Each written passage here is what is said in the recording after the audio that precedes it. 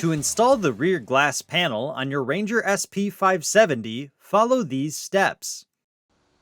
Park the vehicle on a flat level surface, and ensure it is in park. Before installing, rotate both handles counterclockwise to the unlocked position. With the aid of an assistant, position the rear panel over the vehicle frame, and insert the lower panel brackets into the cabin. Then, tilt the rear panel up into the ROPS, and ensure the panel is centered from right to left. Finally, rotate the handle clockwise to lock the panel in place. To remove the rear panel, rotate the handles counterclockwise to the unlocked position.